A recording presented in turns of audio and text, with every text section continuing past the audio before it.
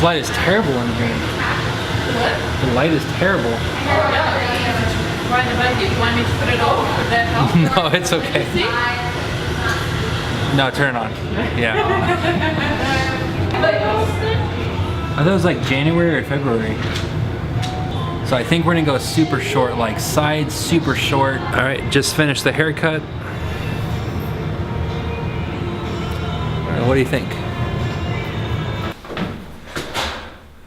It's gonna take me a while to get used to this. You know, I don't change very often. I usually like to find something that works for me, and then I do that for the rest of my life. I like that line in Rushmore where Max's character is saying, you just gotta find what you love and do that for the rest of your life. That's kind of how I am with habits.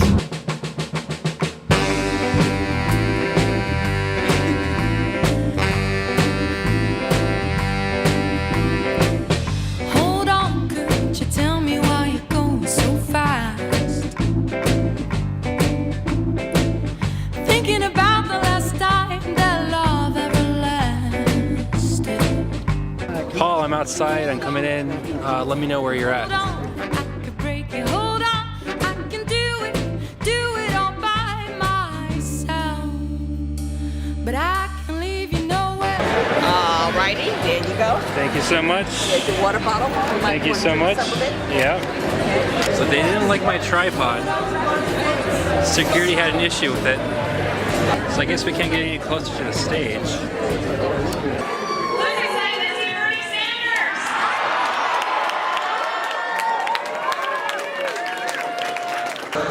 That Secretary Clinton received the support of some 450 superdelegates before anybody else got into the race.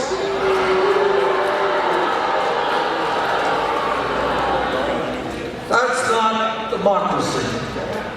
That is the establishment defending its own interests. Love is fragile, remember that. The next time you think that it's so, it's not. Feel it, I'm coming. Feel it, I'm coming. No, I don't know why I would tell you a lie. Someone is definitely smoking pot at a Bernie Sanders rally. Imagine that. I couldn't find Paul, I couldn't find Nisha. I hope you guys had better seats than I did. Hey Maria, how are you? How are you? I couldn't find anyone. Thomas? I know everyone here. Man, it's so pretty out. My independence, I can take it, no, I can take no more. You convince me with your big heart. We're on a quick date with the family.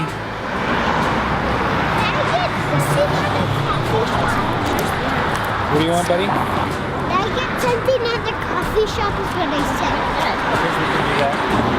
New chapters of yet to come. Though for now, that's how the story goes. Still getting used to the new haircut. The story goes. Ooh, ooh, wee, ooh, oh, oh, oh, oh, but,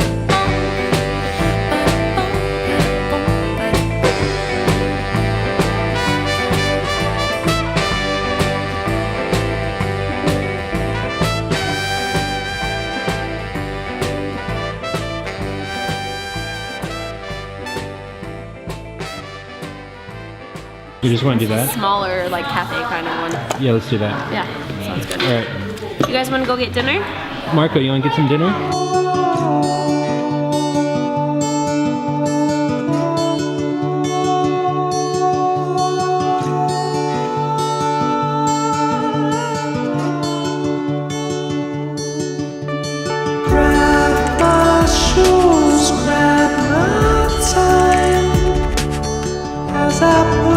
So something I'm going to try to do from here on out, I'm going to try to be as positive as I can. For so long, like the last 10 plus years, I've always been a little I haven't been cynical, but I've been unimpressed. I've been unimpressed with so many things in this world, in this life. The results from myself as an artist, the results from other artists, the results from professional, results from politicians. Like, nothing really impresses me anymore. But I'm gonna try to change that. It's not that I'm gonna start accepting everything, but I wanna just change how I look at things. I'm just gonna look at the world through a slightly different lens and see how it looks through that. I think it's an important exercise as human beings to always allow ourselves to be challenged by things that we're not comfortable with, that we're not used to, that are different from us, and swapping out lenses is a good place to start.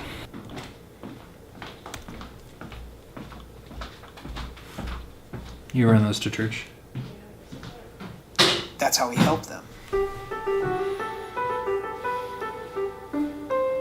So I don't know if I'm allowed to show you, but I'm gonna show you what I'm working on. Designing this space and building it, you're essentially an editor. And a lot of times that's what we do with clients. We serve as an editor as much as we are a designer, because there's all these choices to be made. And you start to gradually narrow down these choices. Look at this shot. Sometimes clients come to you with a pretty good sense of what they this. want, but they don't know how to get there. And Was that a cool tracking shot? It follows him from the table. Actually, it starts with a close-up over his shoulder, kind of a micro shot of what he's designing on paper, and then slowly pulls back, nice and steady, and he turns and he goes into this big room. I need to focus. I got a lot of work to do on this, and it's already 9:15, and I've got a really morning coming up in a couple hours.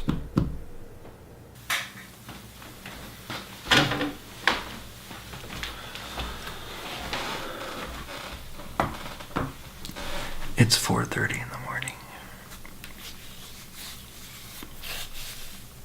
Gonna start the day doing. It's 4:30 in the morning.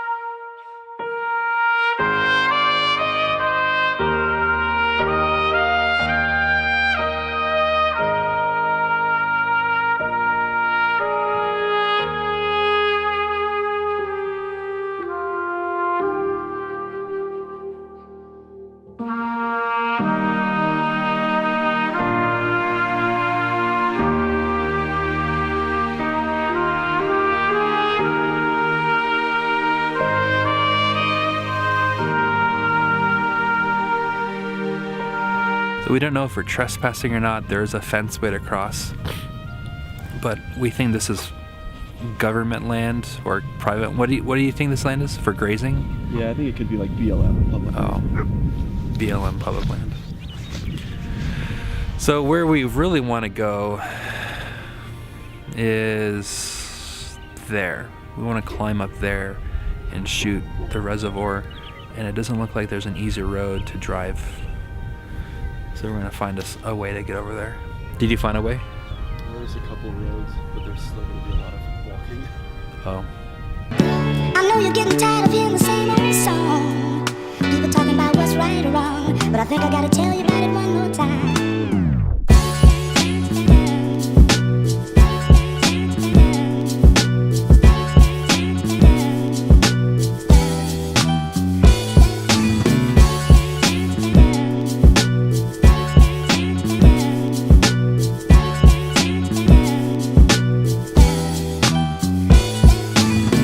Anyways, I have about 30 minutes before I have to go to a film shoot at that bridge right there. Let's do a time lapse of the Yellowstone River.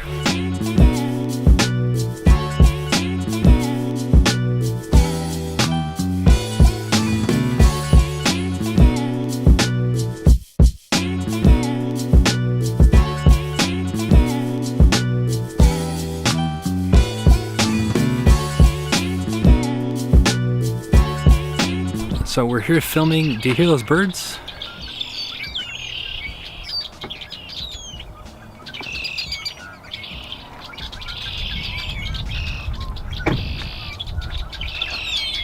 It's incredible. Got back from the film shoot. Thanks, Jim, for the call and inviting me out to this Pompey Pillar documentary. It was a lot of fun. Good luck, Aisling, with the rest of your film. I can't wait to see it. Everyone was so nice on the film shoot. I love working with nice people. I love the Lewis and Clark story because it's a fine example of human beings overcoming the complete impossible. Human beings weren't meant to do that. Human beings weren't meant to go upstream the way they did, and yet they defied the universe and they made it happen. I can't imagine the darkness that those men had to experience, existentially, spiritually, physically, the darkness of going against all odds to accomplish a goal. So to go into security, I forgot I had my little Swiss Army pocket knife. It's a really tiny one.